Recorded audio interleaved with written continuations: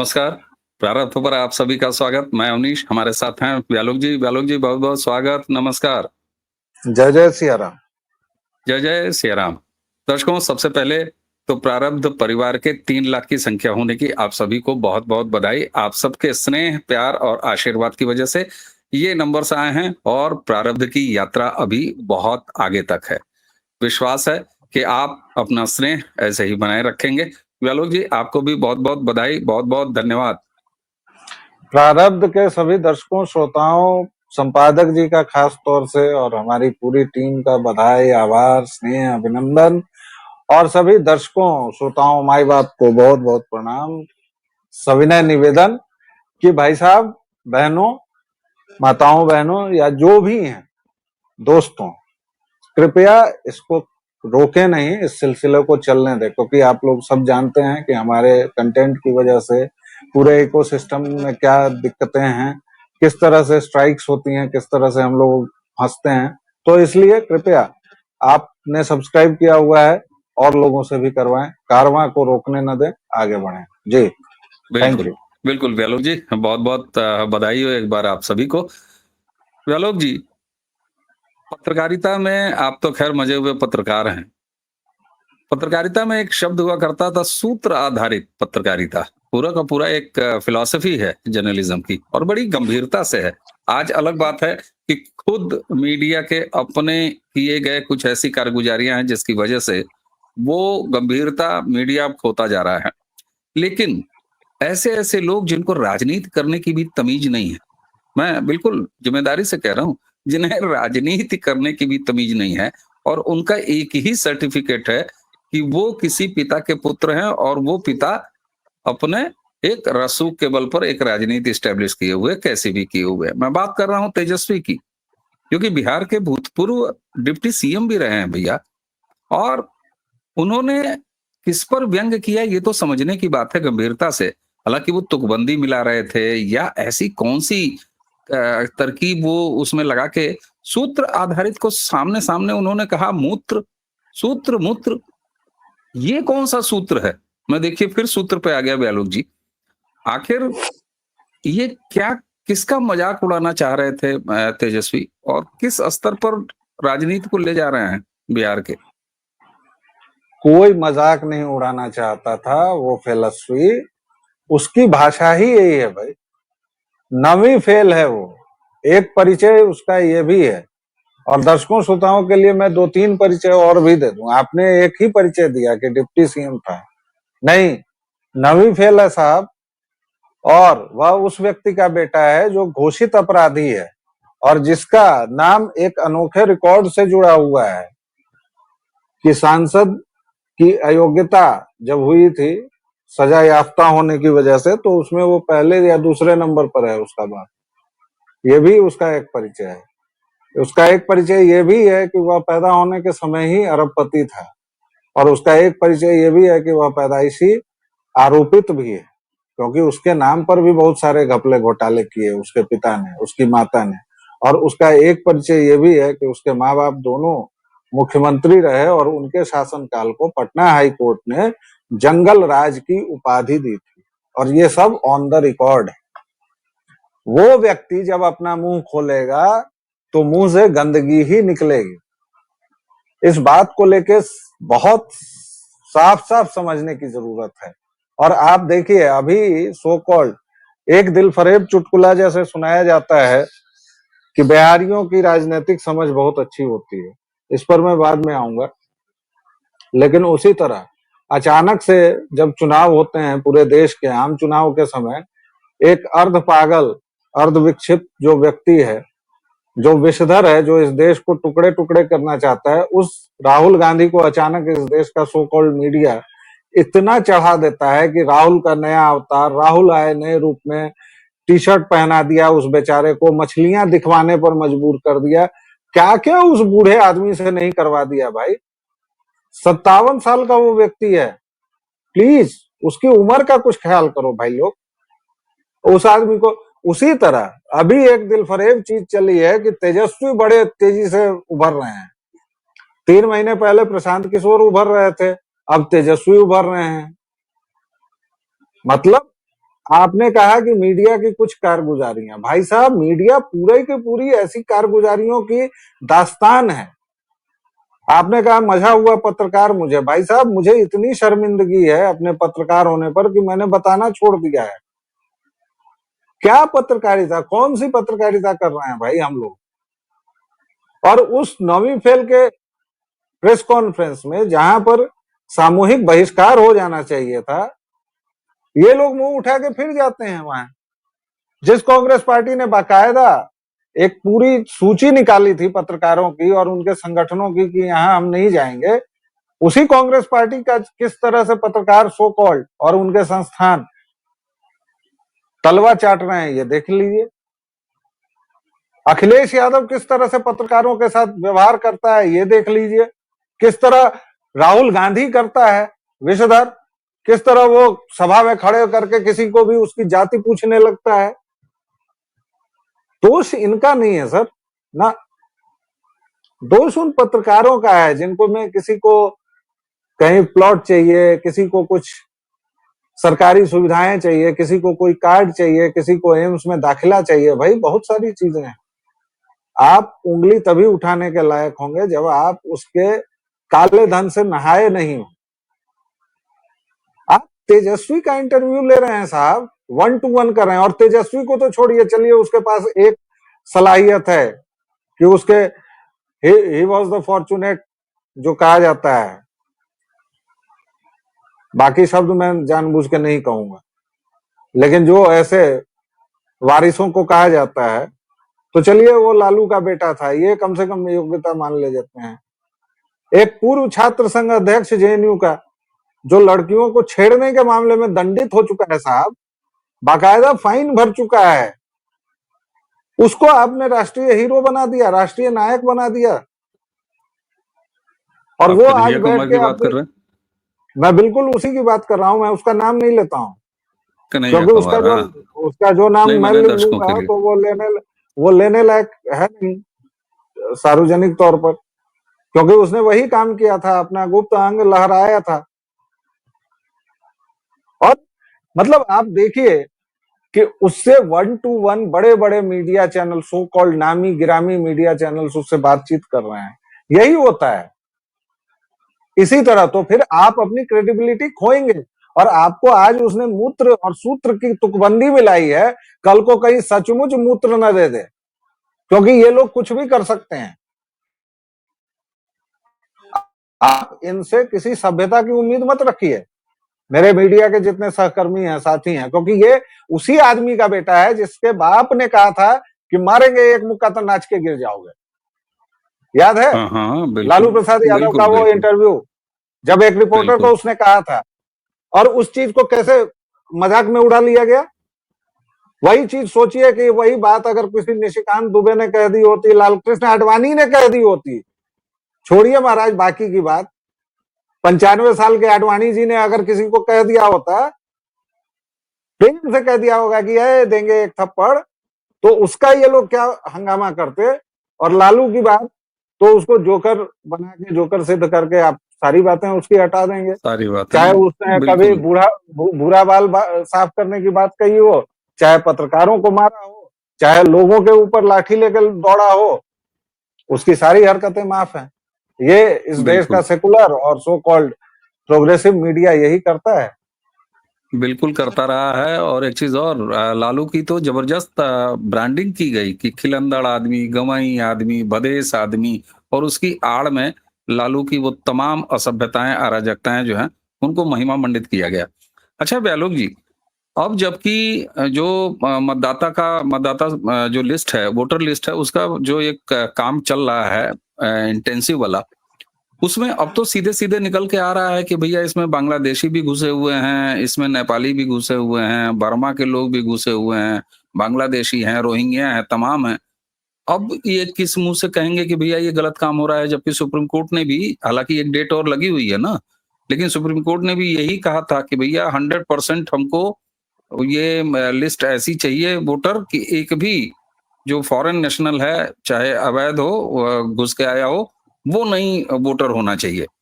तो अब कोई आधार बचा है कि ये बेशर्मी अभी भी बेचेंगे कि भैया इतने लोगों का नाम गायब कर दिया, और उनके पास तो एक हरी रंग की चादर है, और कोई भी मुद्दा हो, बेदखल किया जा रहा है। ये एक हरी चादर बिछा के शुरू रहेंगे। कैसे देखते हैं आप? अब कुछ बचा है कि खाली बस बेशर्मी है?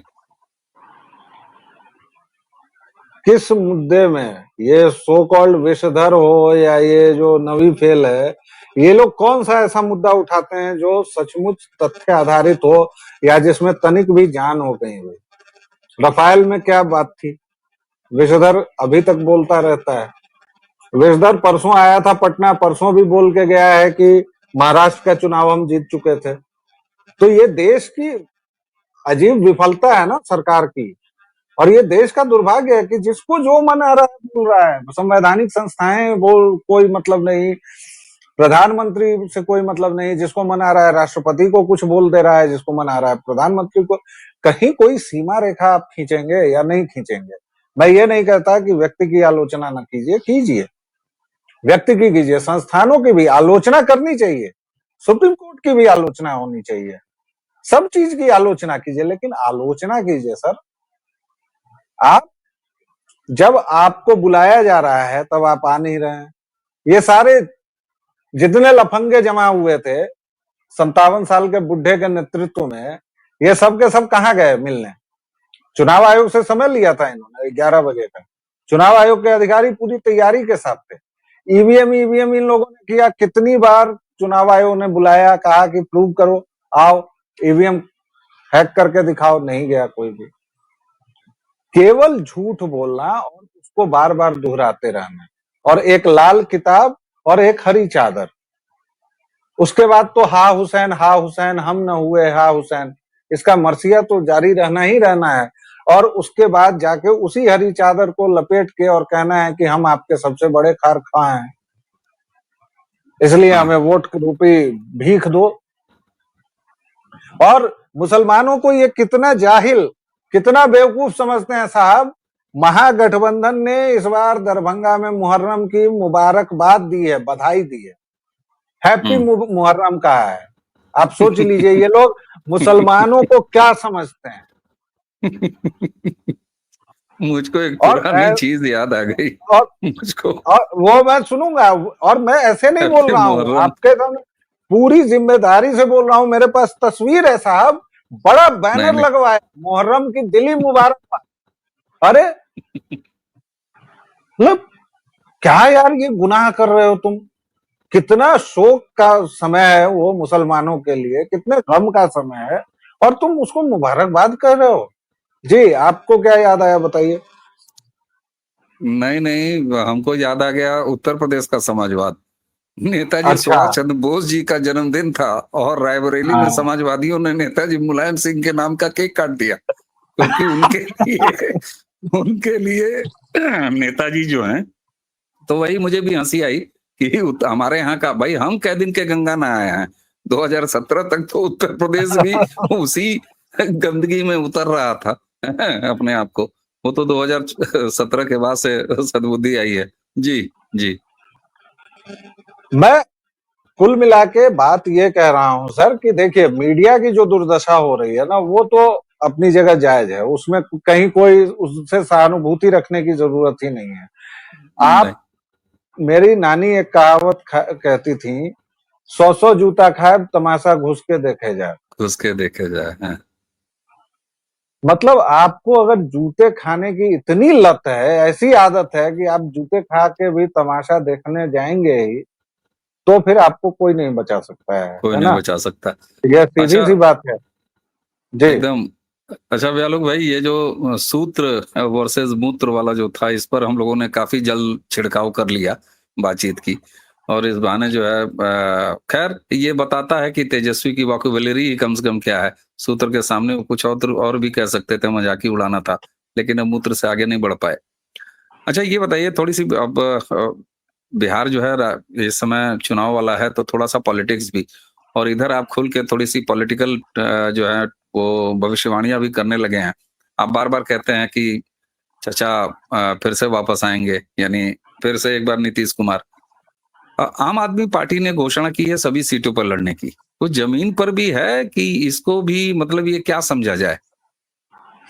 बिहार बिहार चुटकुलों का राज्य है महाराज। अनंत चुटकुले चलते रहते हैं। एक चुटकुला ये भी सही। मैं रोज उठता हूँ, 2-3 चुटकुले मेरे सामने अखबार में छपे होते हैं। मैं हंसता हूँ, दिन भर उसमें मगन रहता हूँ। तो एक चुटकुला ये भी सही कि आप सभी सीटों पर लड़ेगी। 243 लोग हैं उसके पास पूरे बिहार में, गिन गिन लिया है उन्होंने। अरे!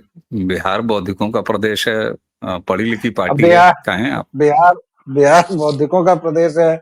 बिहार सबसे ज्यादा आईएएस भी देता है। बिहार के पॉलिटिकल नॉलेज बहुत अच्छा है। बिहार में लोगों की राजनीति का आपने 3 चुटकुले अभी मैंने आपको सुना दीजिए। 10 रुपया पेटीएम कर दीजिएगा, आपको हंसाया इतना। और चुटकुले सुनाऊं ऐसे 4-5 और? भाई साहब देखिए, अरे! On a very serious note, हुँ, बिहार चुनाव में ले देकर फिर से मुकाबला वही होने वाला है।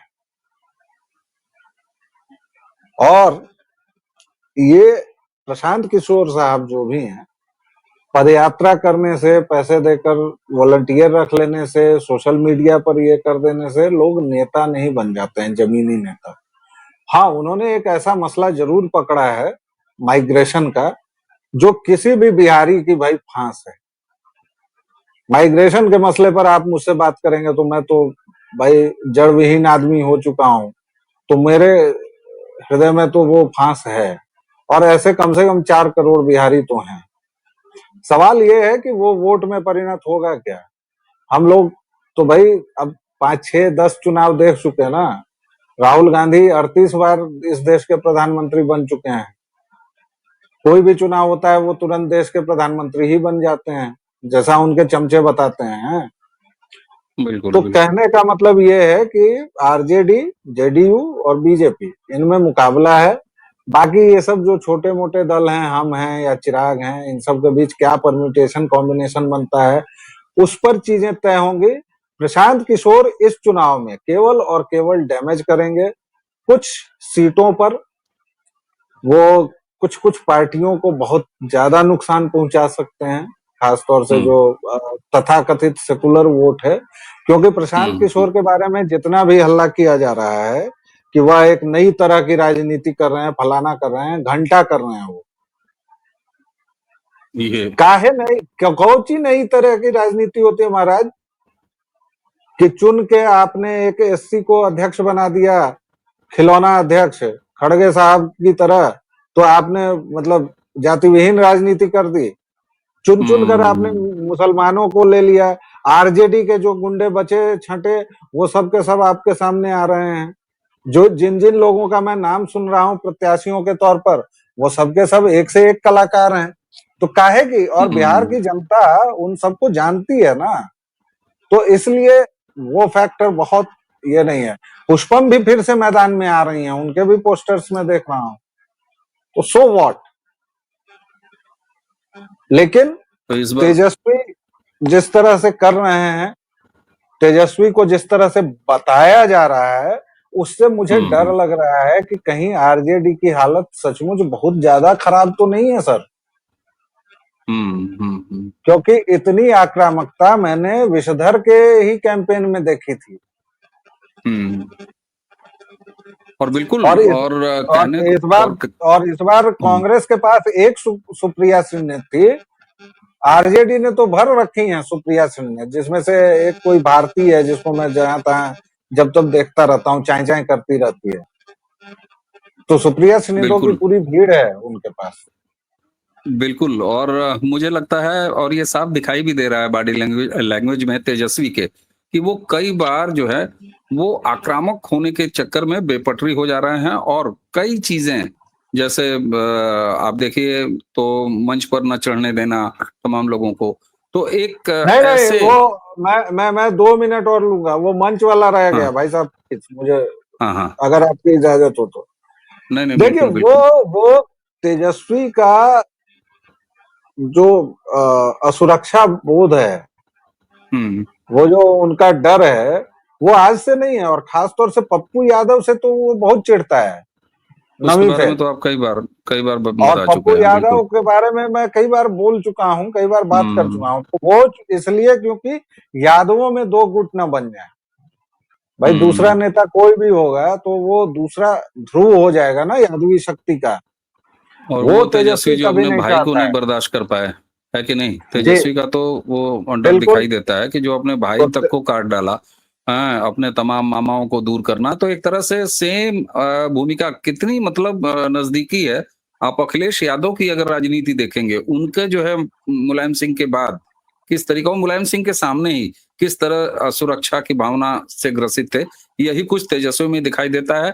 और जिस बस तरह से कई अंतर, बार बदजुबानी अखिलेश यादव बस कर जाते हैं अंतर, आक्रामक को, हैं? अंतर एक ही है कि हाँ, अखिलेश ने मुलायम को सार्वजनिक तौर पर बेइज्जत किया। और ये ये बंदा सार्वजनिक तौर पर बड़ी अच्छी मूर्ति पेश करता है, और बगल में कोने में ठुसियाता हो तो ठुसियाता हो, उससे कोई फर्क नहीं पड़ता है, क्योंकि इसने लालू को अप्रासंगिक तो कर ही दिया है और उनको घर नो में कैद डाउट, तो कर ही दिया है। No doubt. और तेज प्रताप एपिसोड के बाद ये चीज स्थापित हो गई कि इस बंदे का जी पूरी तरीके से न सिर्फ परिवार पर कब्जा, बल्कि पार्टी पर भी पूरी तरह कब्जा है, और लालू प्रसाद यादव केवल एक मुखौटे होकर रह गए हैं, इसके अलावा और कुछ नहीं। लेकिन हकीकत ये भी है कि जब भी तेजस्वी और लालू परिवार का कोई भी जिक्र होता है, तो जो हवा में सबसे तेज लहराता है हाईलाइट होके, वो होता है लालू प्रसाद यादव का जंगल राज, जिसकी छाया से संभवतः अभी तक मुक्त होना ऐसा नहीं लगता है कि ये संभव हो सकेगा तेजस्वी की आगे आने वाली राजनीति के लिए। व्यालोक जी, आपने ये सूत्र मूत्र और उसके बताइए हम लोगों को भी क्या क्या बात करनी पड़ती है। बहरहाल ऐसे नेता रहेंगे तो ऐसी बात करनी ही पड़ेगी, और बिहार का चुनाव है, इसलिए बिहार पर बात लगातार करते ही रहनी पड़ेगी। आपने हमें समय दिया, आपका बहुत बहुत धन्यवाद। दर्शकों, ये वीडियो समाप्त करने से पहले एक बार फिर आप सभी को 3 लाख प्रारब्ध परिवार होने की बहुत बहुत बधाई हो। वीडियोस को लाइक जरूर कीजिए, चैनल आपने सब्सक्राइब कर रखा है औरों से भी करवाइए, और अपनी प्रारब्ध की ये यात्रा इसी तरह से अनवरत जारी रहे, इसी मंगल कामनाओं के साथ आज का वीडियो समाप्त करेंगे। हमें और व्यालोक जी दोनों को आज्ञा दीजिए। नमस्कार। जय सिया राम।